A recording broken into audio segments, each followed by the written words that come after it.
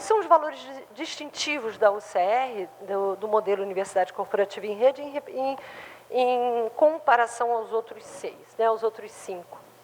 Rapidamente falando, a primeira delas é essa busca da rede de colaboração entre as universidades acadêmicas e corporativas. O que nós imaginamos? Temos um artigo publicado sobre isso, está até no blog de uma maneira muito fácil, aqui só estão dois itenzinhos para destacar. Primeiro, a universidade acadêmica, nós temos a obrigação, é nossa missão, o desenvolvimento de competências cognitivas. Ok? É aquela transmissão do conhecimento, lógico que tem metodologias ativas para fazer isso de uma maneira mais criativa, né? E com mais objetivos alcançados. Porém, o nosso objetivo aqui é a aprendizagem cognitiva. Nós temos que ensinar, desenvolver o aprender a pensar. Nas competências comportamentais, que é o segundo estágio, aí, o segundo nível de aprendizagem, de desenvolvimento de competências, essa sim, não é mais só uma obrigação da universidade acadêmica, mas essa já começa um diálogo da universidade acadêmica com a universidade corporativa. Aqui a universidade acadêmica, só para vocês terem uma ideia, onde que a gente trabalha isso? Trabalhamos em laboratório, trabalhamos nos estágios obrigatórios, né? É a forma de que, ok, eu aprendi, desenvolvi competências cognitivas, eu tenho que aplicar. Mas eu aqui, nesse segundo, eu ainda estou aplicando no geral. Eu ainda estou sendo generalista, eu posso aplicar em qualquer lugar. A terceiro estágio, que é a competência de transferência da aprendizagem para a prática do trabalho, aí é responsabilidade da universidade corporativa. Tem uma das doutorandas que está exatamente com uma tese de doutorado nesse terceiro estágio. E esse é da universidade corporativa. Não adianta a universidade corporativa, para que eu vou pegar de lá? Ou a universidade acadêmica, para que eu vou fazer isso daqui? Isto aqui é para ser feito em rede. Isso aqui é a primeira rede de colaboração. Né? O segundo diferencial é que nós argumentamos, nós apresentamos essa cadeia de valor do sistema de educação corporativa no estágio de universidade corporativa em rede. Nas teorias, normalmente se dividem em 3 estágios. Né? O estágio, esses modelos estão todos ali fora também apresentados para vocês.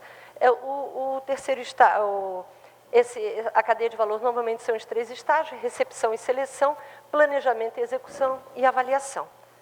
Só quem nunca foi gestor de projeto que acha que planejamento e execução cabe numa caixinha só. Né?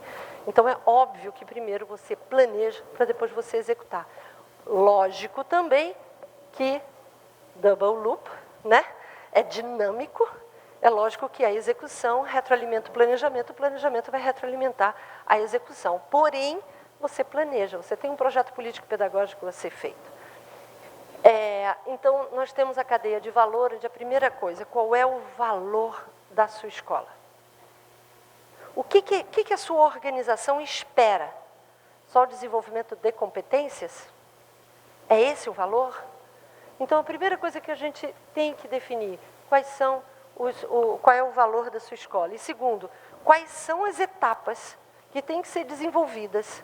Eu não estou falando aqui em área, eu não estou falando aqui em pessoas, eu estou falando em etapas de uma cadeia de valor. Então, nós temos sim, primeiro, como recepciona, como a recepção, por exemplo. Nós temos que ter essa gestão do capital relacional com todos os nossos stakeholders para recepcionar os pedidos. Né? Porque senão ficam pedidos políticos. Como é que eu elimino essa interferência política? Sendo profissional com ela. Então, eu tenho que ter uma gestão de capital relacional para essa demanda. Eu tenho que ter critérios para seleção. E critérios extremamente objetivos, critérios de pertinência temática, de alinhamento estratégico, de lacunas de competência, de planos de ação do setor parceiro que está pedindo. Depois eu tenho uma terceira etapa, que é a priorização. Então, daqueles que eu selecionei, passei por vários filtros, eu vou ter outros filtros. Um filtro de priorização que vai ser de gravidade, urgência, tendência, abrangência, impacto estratégico, impacto de resultados operacionais, impactos financeiros daquele curso, daquele trabalho, né? E o impacto da produção ou homologação. Depois passado por isso, aí sim eu consigo os cursos priorizados, ou seja, as ações educacionais priorizadas, eu consigo enviar para o planejamento daquela ação. Seja ela curso, seja ela uma simples disciplina, seja ela um evento. Né? Então, eu consigo planejar o plano de ações educacionais onde eu vou. E aí também não é só um planinho. Eu tenho que entender, primeiro, quem são os personas envolvidos ali. Quem é o meu público-alvo, quem são os profissionais. Eu tenho que elaborar o projeto político-pedagógico que inclui o plano de ação, briefing, mapa de conteúdos, roteiro, se for EAD, né? Seleção e contratação da equipe. Eu tenho que juntar essas pessoas que vão realizar aquele curso, aquela ação educativa, fazer um kick-off. Né? Eu tenho que conversar, ver se eles entenderam o que eles vão entender, ou eu vou continuar selecionando e contratando professores por disponibilidade e não por competência. Então, eu tenho que avançar. Eu tenho que ter objetos de aprendizagem, literal é O, objetos de aprendizagem ou materiais de apoio de avaliação com conteúdo. E conteúdo direcionado para o que eu quero que seja tratado. Oficinas de solicitação, enfim, chegando à capacitação daquela equipe. Em penúltimo, nós temos a etapa da produção e oferta, e aqui não é só contratei os terceiros fazem, e aí sim gestão de projeto.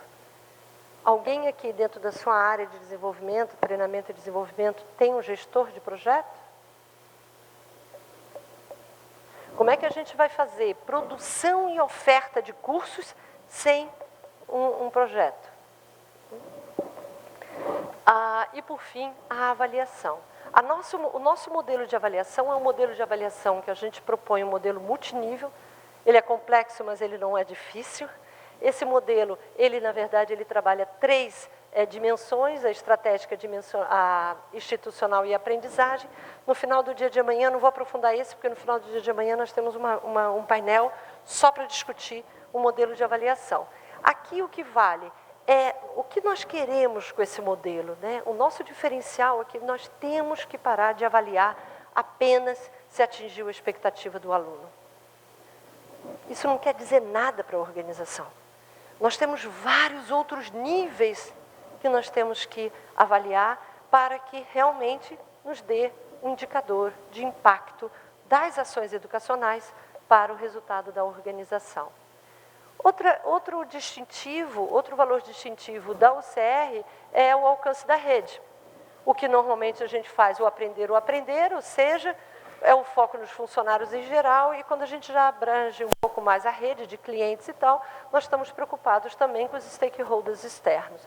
O que a UCR chama atenção, o nosso modelo chama atenção, é que nós temos que também focar a aprendizagem, né? Essa rede, essa capacitação de quem faz a educação na sua empresa. Não queremos que todos sejam pedagogos, pelo contrário, mas todos nós temos que nos tornar educadores. Então, e educadores de adultos profissionais. Então, essa coordenação pedagógica que eu chamo, esses gestores e esses colaboradores pedagógicos, eles têm que ser capacitados. A mesma coisa os demandantes dos cursos. Para diminuir a ingerência, né, política, eles têm que ser capacitados. Os líderes das outras áreas, eles têm que entender o processo da cadeia de valor e como se pede um curso para o bem da organização. Uma quinta diferença é a governança da rede de aprendizagem. Se nós estamos falando que nós temos 6 estágios de evolução, onde vai desde o departamento de treinamento até a universidade corporativa e em rede. O que diferencia é que eu estou saindo, que eu estou cuidando só de quem eu deveria dominar, que deveria conhecer todas as suas expectativas, que são os meus colaboradores internos, até chegar numa rede fluida e dinâmica, que a princípio eu não conheço ninguém. Então, como fazer? Como gerenciar esse conhecimento e esse processo de aprendizagem, chegando a alinhar realmente o que nós estamos ensinando, o que o aluno está aprendendo e o que realmente ele vai transferir para a prática do trabalho em prol da estratégia da organização. E nesse, nós trazemos o apoio dos métodos, técnicas e ferramentas de gestão do conhecimento, porque no mínimo nós vamos precisar identificar os conhecimentos, mapear stakeholders, definir processos de gestão do conhecimento, apoiar as estratégias de tecnologia de informação e comunicação, ou seja, os modelos de comunicação em rede, apoiar a gestão de pessoas, que não é só mais os seus próprios colaboradores muito próximos, orientar essa comunicação, estabelecer os sistemas de conhecimento e, por fim, implantar a governança da aprendizagem. Um sexto diferencial que nós trazemos é o apoio à tomada de decisão do gestor desse sistema de educação. Nós estamos fazendo educação corporativa, nós não estamos gerenciando. E gerenciar vem desde etapas de diagnóstico, de planejamento, e aí sim fazer. E aí avaliar o que está fazendo. Então nós precisamos, esse gestor, antes de tomar a decisão do que vai fazer, né, nós precisamos responder algumas perguntas. Por exemplo, qual deve ser o alcance da sua rede? Interna ou externa? Quem são os partícipes dessa rede? Quem são os seus stakeholders? Que expectativas eles têm? Que necessidades eles têm? Quais lacunas de conhecimentos essenciais devem ser gerenciadas? E como? Qual o foco crítico dos programas educacionais? É operacional, tático, estratégico? Só esses também já tem uma diferença, porque no modelo Universidade Corporativa em Rede, todo curso, toda ação educativa, ela tem que passear entre os três. O que muda é o percentual, né, de foco de cada uma. Quais tecnologias devem ser utilizadas, como eu falei lá no início, para promover integração, inclusão e interatividade necessárias à aprendizagem? Como escolher e quais escolher? Quais as tecnologias educacionais que vocês vão usar? Só o Moodle? Só o AVA? Não, vamos usar a intranet? Vamos usar o fórum? O que significa cada uma delas? Vamos usar a realidade virtual? O que isso significa e para quê? Como promover a certificação de livre, certificados ou diplomas universitários? E como se posicionar como escola de excelência? O que é para você uma escola de excelência? Que critérios você vai ter que alcançar e gerenciar para chegar lá? Então, isso, na verdade, são as diretrizes da Universidade Corporativa em Rede, que começa por ela, número 1, e é a terceira etapa, é a 13ª etapa do modelo de implantação. Por quê? Nós temos que nos fazer essa pergunta começando. E temos que buscar dados, informações e tomar essas decisões. Ao final da implantação, você fica gerenciando, né, se respondendo, medindo, avaliando, para ver se realmente o que você está ofertando, o que você está executando, está pertinente ao que você tinha decidido lá no início. Isso é gerenciar. Então, o alcance, rapidamente falando, são as ações educativas que incluem stakeholders internos e externos, a interconexão são as tecnologias colaborativas, os stakeholders, você reconhecer, não apenas apontar, você tem que conhecer, o foco, qual nível você vai dar, em que percentual você vai dar, o nível, se são nível, continuaremos no nível, no cursos livres, ou realmente vamos criar trilhas de aprendizagem se vão ser lineares ou se elas vão ser dinâmicas. As tecnologias educacionais, o uso de tecnologia, se nós vamos desde a realidade virtual no presencial, ou se a gente vai usar o MOOC, né? E os métodos, técnicas e ferramentas de GC. Quais, para onde, que termos de referência nós temos. Todos esses desafios, esse evento está proporcionando a todos nós. Ou aqui, nas 4 próximos painéis, discutiremos vários desses desafios, ou nas 11 ou 10 oficinas que estão sendo oferecidas. Não tem nenhuma verdade fechada, é só mostrando para a gente realmente pensar a partir de agora, né? Então, se você imaginar os 6 estágios, né, de desenvolvimento com as 7 diretrizes, você começa a passear entre esse mapa, né? Temos também um mestrando que está com uma pesquisa aprofundando exatamente as réguas de medição desse quadro, tá? Como eu me posiciono nesse quadro. Mas essa é a ideia. Então, eu tenho 6 estágios e tenho 7 diretrizes, e eu tenho que conseguir gerenciar tudo isso.